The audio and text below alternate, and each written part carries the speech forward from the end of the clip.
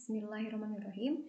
Di sini Ustazah akan sedikit menjelaskan mengenai jenis-jenis gaya. Sebetulnya materi ini sudah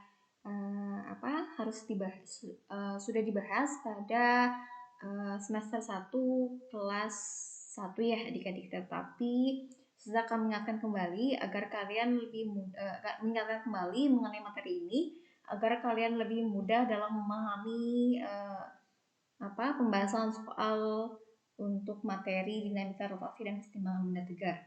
Nah, jenis-jenis gaya kurang lebih ada 4. Itu pertama adalah gaya berat. Gaya berat adalah gaya pada sebuah massa akibat percepatan gravitasi, gitu kan? Oleh karenanya gaya berat ini dipengaruhi oleh 2 hal, yaitu massa dan percepatan gravitasi ya.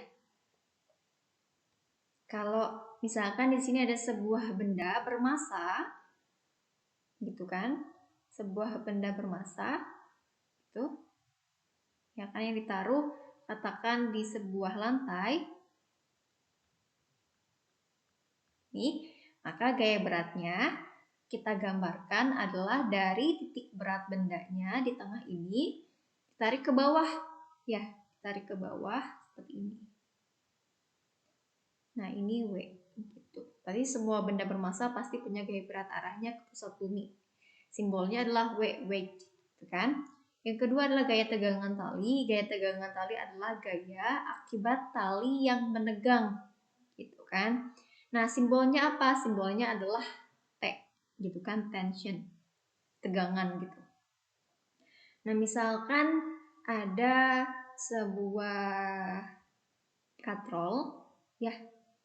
Sebuah katrol bermassa yang massanya diabaikan, misalkan dihubungkan dengan benda A, ini katakan benda A dan benda B.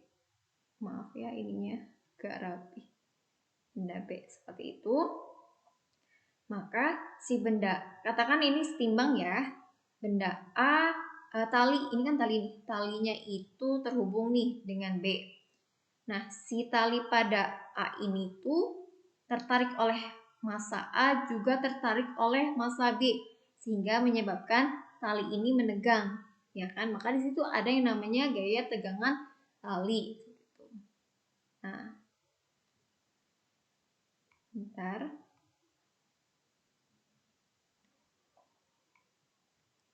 Nah, gambar vektornya seperti ini.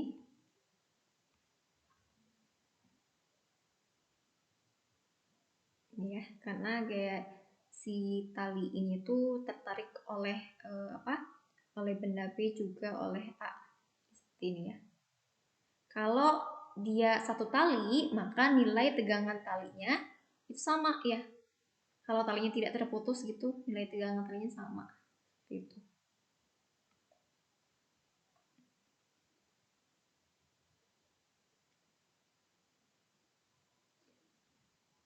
Yang ketiga adalah gaya normal. Nah, gaya normal adalah gaya reaksi yang timbul ketika suatu benda diletakkan secara tegak lurus di atas sebuah permukaan bidang, ya. Gaya normal di sini tuh, misalkan ini kan adalah sebuah benda nih, sebuah benda itu diletakkan pada sebuah permukaan, gitu kan. Karena gaya normal itu adalah gaya reaksi, gitu kan, yang timbul ketika suatu benda diletakkan secara tegak lurus di atas sebuah permukaan bidang, maka arah vektornya itu adalah ditarik dari permukaannya nih ke atas. Reaksi nih guys, kan, ke atas nih. Ini gaya normalnya, selalu tegak lurus dengan permukaan benda ya. Nah, ini makanya kenapa sebuah benda itu tidak jatuh atau dalam keadaan setimbang, itu karena ada gaya aksi reaksi. Gaya aksi oleh benda berupa gaya berat, kemudian gaya reaksinya adalah gaya normal nih dari permukaan ke atas nih. Berarti kan sigma F-nya resultan gayanya sama dengan 0 gitu. Ini masuk ke dalam hukum Newton 1. Bagaimana kalau misalkan bendanya miring seperti ini?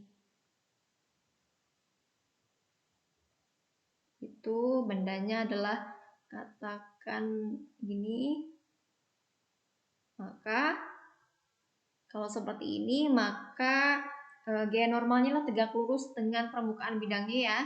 Berarti seperti ini. Ini gaya normalnya.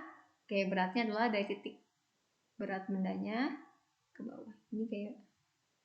Ini katakan lurus aja ya ke bawah. Tegak lurus, ini kurang ini. Itu ini N-nya gaya normalnya, ini gaya beratnya. Seperti itu gaya normal. Nah, yang berarah melawan gerak benda atau kecenderungan benda bergerak. Nah, gaya gesek muncul apabila dua buah benda bersentuhan, gitu ya. Jadi, syarat gaya gesek adalah harus ada dua buah benda yang bersentuhan, seperti itu. Nah, gaya gesek sendiri terbagi menjadi dua, ada gaya gesek statis dan gaya gesek kinetis, gitu. Nah, gaya gesek statis adalah gaya gesek yang timbul ketika benda belum bergerak, ya kan? Ketika bendanya belum bergerak. Sedangkan gaya gesek kinetis itu gaya gesek ketika benda sudah bergerak, gitu. Nah, dan arahnya ingat ya, berlawanan. Misalkan di sini kalau kita lihat contoh soalnya seperti ini, arah bendanya itu ke arah kanan, misalkan, ya kan?